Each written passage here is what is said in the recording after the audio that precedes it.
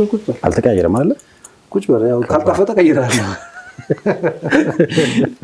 ለማንኛውም ከተመልካቾች ጋር ደግሞ ቆይታ እናደርጋለን በጣም አሪፍ ተመልሰናል ክብራትና ክብራን ተመልካቾቻችን በመከታተል ላይ የምትገኙት ራሃ ጁማዓን ነው ደስ ብሎናል ከናንተ ጋር እየቆየን ስለሆነ ዛሬ ጁማዓ እንዴት ነበር እናንተ አካባቢ ኹጥባው ስለምንድን ነበር ሼር አድርጉን አንድ ቀን እስኪ የኹጥባዎቻችንን ጉዳይ በሰፊው የምናነሳበት አንድ መድረክ አለ ከናንተ ግብአት ማሰባሰብ ግን ያስፈልጋል ኢንሻአላህ በአጭር የጽሁፍ መልእክት መቀበያችን 9282 ላይ እንግዲህ አርጄን አስቀድማችሁ በትልኩልን መልእክቱ ቀጥታ ይደርሰናል አብራችሁን ስለሆናችሁ እጅግ አድርገን እናመሰግናለን ዛሬ ፉአድ የተወሰዳችሁት እየተባልኩ ነው ፉአድ ባለፈው መስፈርት አስቀምጠን ነበር የመጨረሻ ትንሹ መስፈርት ለመቅረት ከዚህ ፕሮግራም ላይ አለመቻል ወይ ባለቤቱ ወልዳ መቅረት መቻል አለበት ትንሹ ነበር እንግዲህ እንጠይቃለን ቀጣይ ሳምንት ለምን እንደቀረ ታፋጡት አላችሁ ዛሬ በአጋጣሚ ጁማ የሰገደበት ቦታ ራቅ ያለ ስለሆነ ነው መሰለኝ ከኛ ጋር አቴንድ ማድረግ አልቻለም ስለዚህ እኔና አብዱራህማን ቆይታ እናደርጋለን ኢንሻአላህ የራሃ ጁማዓን ግን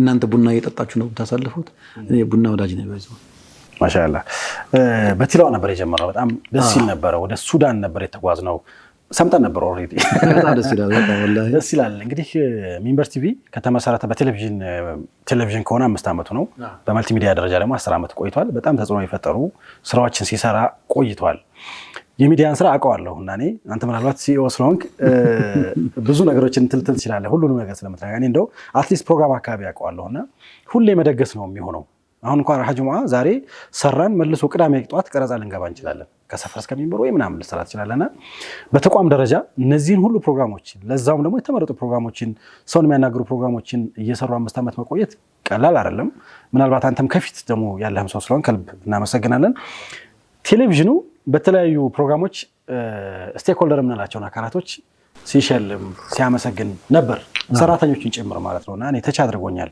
በእነዚህ 10 አመታት እናንተ ጋር በተለይ ቻናሉ ጋር የቆዩ ሰራተኞችን እንደየ እንትናቸው ሲሸልም አስታውሳለሁ ነበርኩ በሰዓቱና ዋንጫ ሁሉ የተሸለሙ ልጆች ነበሩ ፕሮዳክሽን አካባቢ ፕሮግራም አዘጋጆችና አልተለመደም ማለት አቋዋለሁ እንዳልኩ የሆነ ነገር ስታዘጋጅ ምን ጠራውን ሰው እንዴት አስደስተዋለሁ ብለ መድረክ ላይ የተጨነቃለ ምርኩዝ አለ ምናምንና ምርኩዝም አስተዋውሳለሁ ለኢትዮጵያ ትላልቅ አስተዋጽኦ ከፍተኛ አስተዋጽኦ ያደረጉ በታሪኩ በመኑ እነዛን ሰዎች ሲሸለሙ ምን ይመጥነዋል ይሄ ሰውዬ መድረክ ላይ ምን ተነግሮ ነው ምን ጠራው ያ ሁሉ ይመጣልና በጣም ነው የገረመኝ ባለፈው ሚንበር ቲቪዎች ሰዎችን ተጨንቀው በየቦታው በየመድረኩ በየአዳራሹ ይጋብዛሉ ዋይ ኖት ደሞኛ ለምናምን እናመሰግናቸውም የሚል አንድ ወንድም ሰርፕራይዝ ሞመንት ነበር በጣም ነው ገረመ እንዴት እያታለለ ነው ባለው ይሄ የእግር ኳሱ ጫወታ እሱ ነበር የመጣብን ሐቂቃ ይሄንን ያደረገው ወንድም ሙኒር ኸይረዲን ሱኬሪ በጣም ነው የምናመሰግነው ሐቂቃ በእለቱኛ ምንም መረጃ የለንም ተው እንጂ ሐቂቃ ለካ ከጀርባችን ብዙ ነገር ተዶልቷል እንዴት አለው ማለት እኔ አሁን ዛኔ ጁማዓ ቀን በነገራችን ላይ ዙሁር ላይ ተገናኝተናል ሰግደን ተሰርተ ምናምን ሄደውና ተገናኝተናል እንዴት እንትን አደረጋችሁ እናንተ በተለይ ደኮ እንዴት ማኔጅ አደረጋችሁ አይደለም እሱ መጀመሪያ ለሌላ ፕሮግራም ለሌላ ሚቲንግ ቀጥሮናል ኦኬ ከሆነ እንግዶች አሉ እናንተ ጋር ማግኘት የሚፈልጉ ለዚህ በዚህ ቀን በዚህ ሰዓት እዚህ ቦታ እንገናኝ ብሎ ቀጥሮናል እኛ ጋር ያለው አረዳድ እሱ ነው ስለዚህ እሱ ቀጠሮ ስላለብን ቀደም ብለን እንሄድ ብለን እንግዲህ ጁማዓ እንደምታውቀው እኛ ፕሮግራም ተንሰናል እዚሁ ቤታችን ውስጥ ደግሞ የቡና ሴሬሞኒ ምናምን ይከናወናልና በቃ ከዛ በኋላ ተነስተን አስር በዛው የተቀጣጠርንበት አካባቢ ቀርብ ለመስገድ ተናደረግን ተገናኘን ብቻ ከሱ ጋር ቆይታ ያደረግነው ዞሮ ምንም እናውቀው ነገር ለካ ከዛ ቀደም ብሎ እዚህ ሰራተኞችም ጋር ሲዶለት ነበር ማለት ነው ወንድሞች ጀዛሁሙላሁ ኸይር ታላላቅ ወንድሞች እንደወንድም አክረምን የመሰሉ ደግሞ ጉዳዩን ዋጣ አድርገው ይዘው በእለቱ በቃ የምናገኛቸውን ሰዎች ለማግኘት ነው እየሄድን የነበረው ስለዚህ መግሪብ ደረሰ በቃ መግሪብ ፍሉሃ ተውፊቅ መስጂድ ገብተን መግሪባችንን ሰገድንና ሰዎችን እናገኝ ብለን ነው በቃ የምንከተለው በሙሉ ከሱ ጋር ስንሄድ ልክ አዳራሽ ላይ ፕሮግራም ተሰናድቶ ካሜራ ተደቅኖ ምናምን ልክ እኛ ራሳችን ሰርፕራይዝ ዶን ቪዲዮ ያየው ነበር ደረጃውን ስትወጡ የሆነ ሰው ስታገኙ ትንሽ ግራ ተጋቡ ነበር በተለይ ሁሴን በቃ እንቅልፍ ውስጥ እንዳለ አይነት ነገር ፊል አድርጌበታለሁ ማለት እንደዛ አይነት ነገር ሁሴን ሃሉሲኔት እያደረገ ነበር እዛ ሰዓት ላይ ሆኖ ራሱ ግን አልহামዱሊላህ ይሄ ትልቅ ነገር ነው በዚህ እንደዚህ መመሰጋገን እንደዚህ መታወስ በጣም ኸይር ነው። እንደዚህ ካልቸሮች መለመድ አለባቸው። መልካም ለሰሩ ሰዎች እናመሰግናለን ማለት ባህላችን መሆን አለበት በየደረጃው። ይህንንም እኛ አቅማችን በፈቀደና በገባን መጠን ለማድረግ እየሞከርን ነው። ከዛ ሌሎች ሰዎች ደግሞ ይህንን ተረድተው እነሱም በበኩላቸው ያንን ማድረጋቸው በጣም የሚያስደስት ነው። ለእኛ ትልቅ ኤነርጂ ነው። በዛም መጠን ደግሞ ትልቅ ኃላፊነትና ተክሊፋ ነው። ከዚህ በኋላ እናንተን በቃ 50 ዓመት እንጠብቃችኋለን ይላል። እንግዲህ ኃላፊነት ነው እድሜ ያለ 50 ዓመት ሲጨምርበት ምናምን ያኔ ስንመጣ ምርኩዝ ይዘን እንትናችን ብሎ ነጭ በነጭ ሆነን ማለት ምን ለብሰውም ያኔ ነጭ ይሆናል ጀለቢያችን፣ ጸጉራችን እኔ እንኳን ጸጉር የለኝም ግን ጺማችን ነጭ ሆኖ በዛ ኮንቴክስት እናስባለን ሚንበርን ብለው በርካቶች እንግዲህ ተመኝተውልናል። አላህ ኸይር ጀዛቸውን ይክፈላቸው። ተቋማቱን በጣም በዚህ አጋጣሚ ማመስገን ፈልጋለሁ። የምር በአካል መጥተው እዚህ ያመሰገኑን አሉ። ባገኘነው አጋጣሚ ሄድንባቸው ቁጥር ኮንግራጁሌሽንስ እንኳን እንደዚህ በቃችሁ ያሉ አሉ። ከዛ ደግሞ በእለቱም ሰብሰብ ብለው ደስታቸውን የገለጹ አሉ። ይሄ በጣም የሚያስመሰግንና የሚያስደስት ነገር ነው። ኃላፊነትን ያበዛችሁብን ኃላፊነት የምንወጣ ያድርገን እና አላሁመ ጀዐልና ኸይረን ሚማ የዙኑን ወግፊር ለና ማ ላ ያዕለሙን የሚለውን ዱዓ አድርገን ነው የምንሄደው ማለት ነው። አሚን አሚን። ትልቅ ነገር ነው። እናንተም ያው ደብቃችሁን እዛ ስለተገኛችሁ ማለት እንዴት ሰራተኛው ራሱ በቃ ሚስጥር የሚችል ሰው ነው ማለት ሰራተኛ ነው። እኔ አሁን ቅሬታዬን በዚህ በኋላ እንግዲህ በደንብ ነው ማሳየው። እንዴት ትንፍሻ ይባላል። መልካም።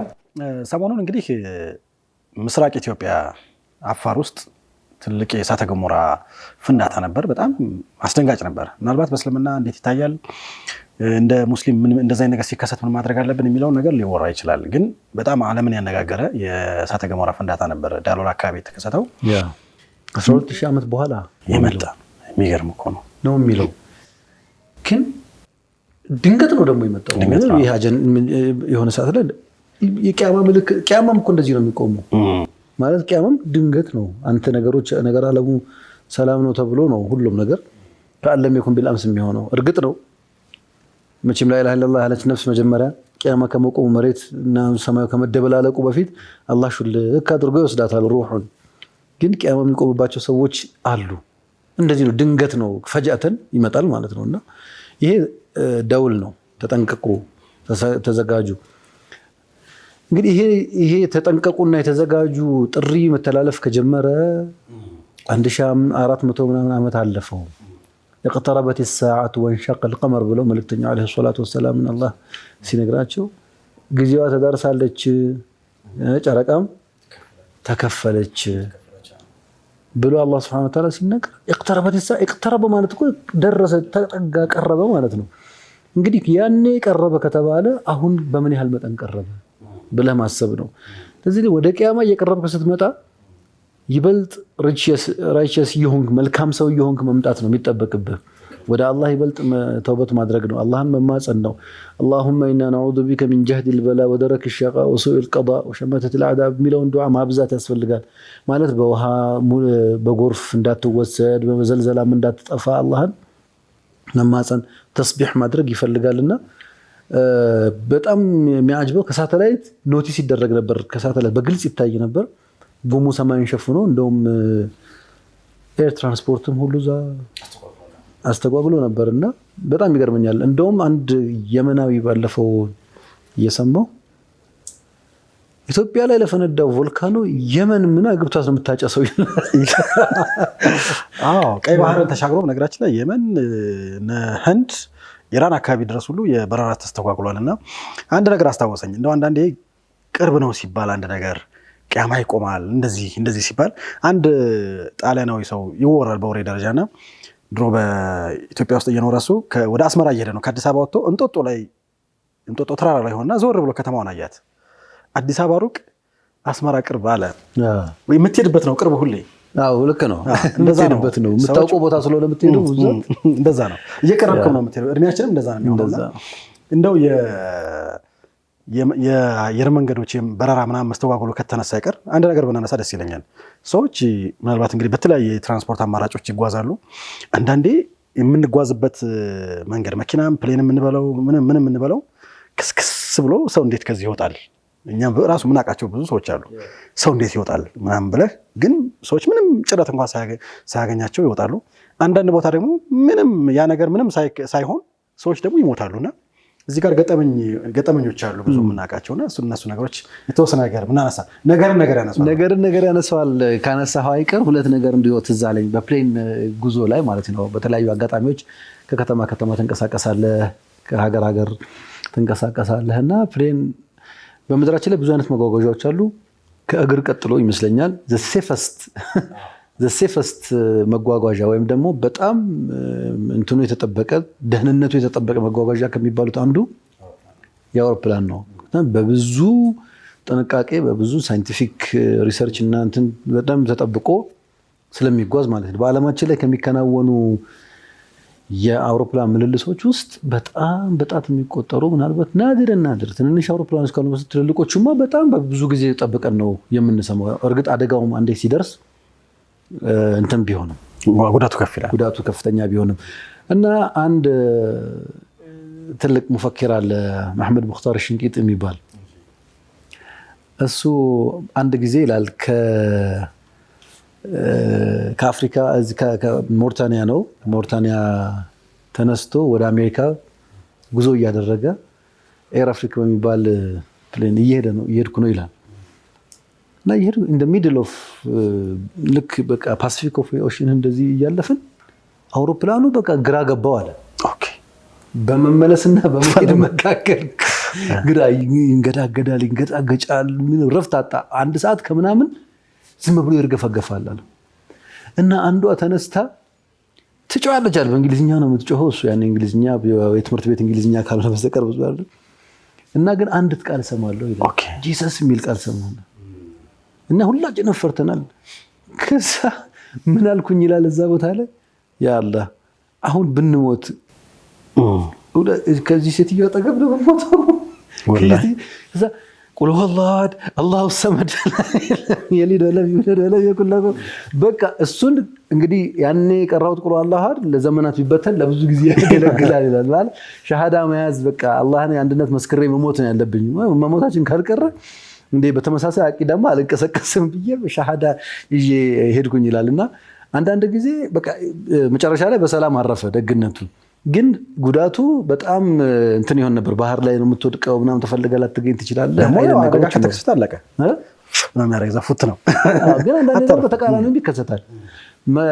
ፕሌኑ ምንም ሳይሆን በሰላም ተነስቶ በሰላም አርፎ ደግሞ ሰው የሚጠፋበትም አጋጣሚ እኮ አለ እና እንደውም አንድ ጊዜ ሳውዲ ኤርላይንስ ላይ የገጠመ ነገር እያነሳሳን ነበር ባለፈው አይደል? አዎ 1980 ላይ ነው የተከሰተው በፈረንጆችና ከሪያድ ወደ ጂዳ ነበር የሚበረው። ተነሳ ምናምን መጨረሻ ላይ የሆነ ችግር ገጠመው። ከዛ አጭር ርቀት ነው ምንም ታረጋለህ። ከዛ በኋላ ፓይለቱ ወይም ደግሞ ካፒቴኑ ያለው አማራጭ መመለስ ነው። የአስተዳደሮች ጋር ደወለ እንዲያስተባብሩት አደረገ። ተመልሶ ላንድ አደረገ። የሆነ የተከሰተው ምንድነው ካርጎ ውስጥ ጭስ ይወጣ ነበር። ከዛ በሰላም አሳረፈው ፕሌኑን። ከዛ አስተባባሪዎች ሄደው በሩን ከፈቱ ምናምን ወራጆችን ቢጠብቁ የሚወርድ ሰው የለም። ኦኬ ማለት አልነበረም ነው አልተሳፈረም ነው ሰው በለው። ከዛ ሲከፍቱ ሁሉም ሰዎች የአውሮፕላኑ ሰራተኞች እዛ ውስጥ ያሉትም ጭምር 301 ሰው ሞተዋል። ጭሱ ለካ ያፍናቸው ነበር መርዛማም ነበር ምናምንና እንደዛ ሆኗል።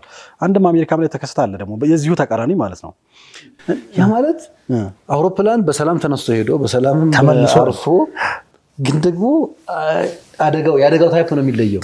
ተከስክሶ ሳይሆን ውስጥ ባለው ሰፎኬሽን መቀለቁ። የአሜሪካው ደግሞ ምንድን ነበር? ልክ ከኒውዮርክ ተነስቶ እየሄደ እያለ የወፍ መንጋ አንዳንድ ጊዜ አይተህ ከሆነ ዶክመንታሪዎች ላይ በግሩፕ በጣም ይሄዳሉ እና እነሱ ይገጩታል። ሞተሩ በጣም ተጎዳ ምንም ማድረግ አይችልም። ውሳኔ መወሰን መቻል አለበት። ባህር ላይ ያሳረፈው። ባህር በራሱ የሚያስፈራ ነገር አለው። ያው ትልቅ ፓወር ያለው ውሃ ነው በዚህ እንትን ላይ እና እዛ ላይ ያረፈ። ምንም አጋጣሚ ደግሞ የአደጋ ጊዜ የሚደርሱ ጀልባዎችም እንደምንም ብለው መጡላቸው። አንድም ሰው 155 ሰዎች በሰላም ወጥተዋልና አንዳንዴ አደጋው ክፉ ስለሆነ አደጋው በጣም ትንሽ ስለሆነ እንትን አይደለም። አንድ እንደ ጓደኛ ላስታውስ እግረ መንገድ እናነሳዋለን። አንድ ዩኒቨርሲቲ አብሮኝ የተማረ ልጅ ነውና ወደዚህ ወደ ሰሜን ሸዋ አካባቢ የሚኖር ልጅ ነው። ወደ ቤተሰቦቹ የሄደ ብሬክ ላይ ይሄ ጽጌረዳ ክሊኒክ ሲባል ሰምተህ ታውቃለህ? ወደ አሜሪካ እዛ አካባቢ የሆነ ሚኒባስ እነሱ የሚጓጓዝበት ሚኒባስ አገኘ። ሲገባ የሚያውቃቸው ሰዎች ናቸው ያሉት፣ የሀገሩ ልጆች ናቸው። ከዛ ይቺ መኪና ትገለብጠኛለች ውስጥ አንዳንዴ ነገር የለ እንትን ያስጨነቀዋል። እቺ መኪና ትገለብጠኛለች አልኩ አለ። ዝም ብዬ ለራሴ ወጣው እና እንጂ ምናምን ብለው ስሜን እየጠሩ ምናምን አልኩና ከዛ ተነሳሁና ወደ አውቶቡስ ተራ ሄድኩኝ አለ።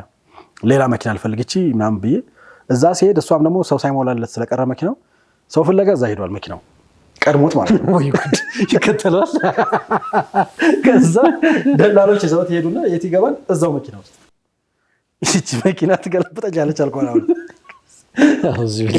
ይህ ሰውዬ ግን ተሻኡም ነው ራሱን ትራጎታል። ከዛ ወረደ ማለት ነው። የሆነ እንደ ግባ እንጂ ምንድን ነው ምናምን ብለው እንደውም ጭራሽ ቅድም ከነበረው ምናምን ይገፋፉታል። ወረደ። አሁንም ቢከሰጥሩ ነው ወደ እዛው ጽጌረዳ ክሊኒክ አካባቢ እዛ የሚቆምበት ልመለስ ሲሄድ ለሶስተኛ ዙር መኪናዋ ቁማለች። አሁንም እዛም ሰው ስላላገኘች ሌላ ሰው ተመልሳለች። አሁን እሷ እንደሱ ትሽከረከራለች። ይሄ ካሌል ካሌልም ማለት እዛች ውስጥ ገባ። አይ አሁን እንኳን ፈራ ይሉኛል አልኩኛል ለራሴ። ከሰዓት ነበረ። ከዛ መኪናዋ ተንቀሳቀሰች። ደብረ ብርሃን አካባቢ ራት በላን። እኔ ሽርጥ ምናምን አወጣሁና ተሸፋፈንኩኝ አለ። ውስጤ እንትን ያደርገኛል። እየወረደ ይሄ አላህ መሰለ እቺ ድልድይ ምንድነው ዋሻ ያለባት ከተማ አለች አይደል? ደብረ ሲና እሱን አካባቢ እንደወረደ ግመሎች ይገቡበታል። ግመሎች በምሽት እንትን የሚጓዙ ግመሎች ይገባል። መኪናው 3 ጊዜ ይገለባበጣል። ከዛ ይሄ ሰው በቃ ብዙ አደጋዎች ተከስተዋል። 2 ሰዎች ምናምን አካባቢ ሞተዋል። አይ ቲንክ እሱ እግሩ ተጎዳ። ከዛ በኋላ ሲገለበጥ እኔ አደጋውን ላለማየት እያልኩ ውስጤ ስለሚነግረኝ እንዲሁ እንትን እንዳልኩኝ መኪናው ሲገለበጥ ነው በኋላ የነቃሁት። እንደገና ከአደጋው በኋላ ነው ምናምን ያለ ነበርና አንዳንዴ እንትን ውስጣችንን የሚነግረናል። ገት ፊሊንግ የምንለው ነገር እኮ አለ። ገት ፊሊንግ ባይ ዘ ዌይ ያው ሪል ሃፕን ሳይኮሎጂካሊ የሚታወቅ ነገር ነው ገት ፊሊንግ የሚባለው። ግን መቼም ገት ፊሊንግ ስለሆነ አይደለም ነገሩ የሚከሰተው፣ አንተ ስላልከው አይደለም የሚከሰተው። ቀደር ተከትሎት ይመጣል ግን ዝሮ ውስጥ እና ተብሎ ነው ሶስተኛ ጊዜ አለበት። ጥሩ ነው። ለማንኛውም ተመልካቾች እናንተ ስጋ ያለ ስሜት ምን ይመስል ነበር? በተለይ ከዚህ ከአፋር አካባቢ የቮልካኒክ ኢራፕሽኑ እንደው በአንድ በኩል ክስተት ነው፣ ሳይንቲፊክ ክስተት ነው ምናምን ተብሎ ይታለፋል። በሌላ በኩል ግን አላህ ወጃአኩም ነዚር አስጠንቃቂ መጥቷችኋል እያለን ነው፣ እየነገረን ነውና ማስጠንቀቂያ መልእክት ነውና የማስጠንቀቂያ ደውል ነው። ይሄንን ቸል እንዳንል አደራለ ማለት ነው። እስኪ እናንተንም ስሜት ብንሰማ በጣም ደስ ይለናል። ቀጣይ ፕሮግራም እንጋብዛችሁ።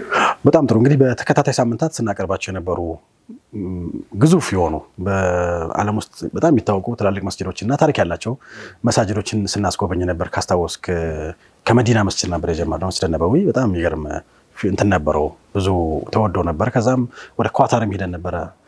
የተለያዩ መስጂዶችን እያስጎበኝን ነውና ዛሬ ደግሞ ወዴት ነው የምንጓዘው? ማን መስጊድ ነው የምናየው? ከፕሮግራሙ እንከታተል። አብራችሁን ቆይታ ያደረጋችሁ ስለሆነ ከልብ እናመሰግናለን። በያላችሁበት መልካም ቆይታ ይሁንላችሁ።